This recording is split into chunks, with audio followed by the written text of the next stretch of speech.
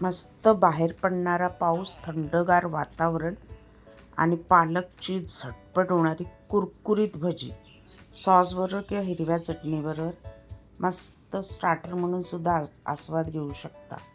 त्याच्यासाठी थोडी कोवळी पालकाची पानं बारीक चिरून घेतलेत स्वच्छ धुवून. बेसन घेतलं 1 कप. त्याच्यामध्ये अर्धा चमचा जिरे, अर्धा चमचा काळी मिरी क्रश केलेली.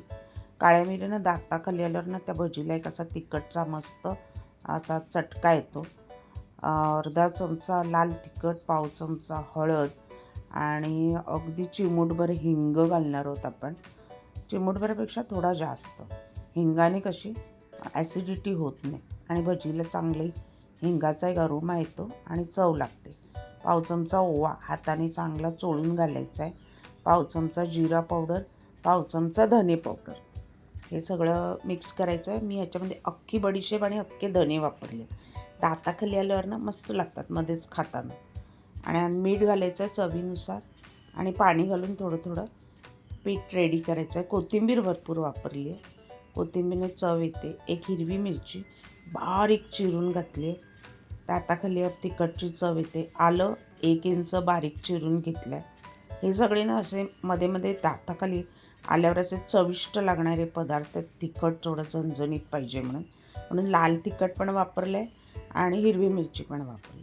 तुम्ही दोघांपैकी एकही वापरू शकता किंवा दोन्ही वापरा. दोन्हीची एक अप्रतिम चव त्याच्यात मिक्स होते. तर पाणी घालून मिक्स केलं आहे. बारीक चिरलेला पालक त्याच्यात मिक्स करायचा आहे. एकीकडे कडकडीत तेल करायला ठेवलं आहे.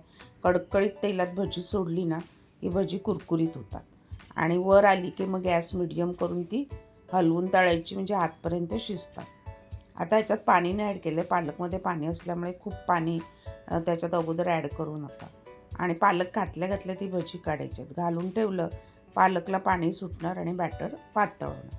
नॉर्मल आपण भज्याचं पातळ आपलं बॅटर करतो तसंच बनवायचं. आणि कडकडीत तेलात ती पहिली सोडून घ्यायची.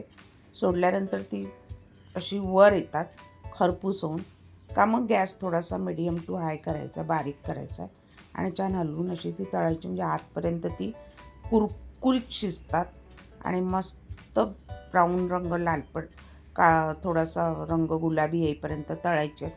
तळताना हलवूनच तळायचे. ही तयार आहेत आपली पावसामध्ये खाण्यासाठी गरम पालकची भजी.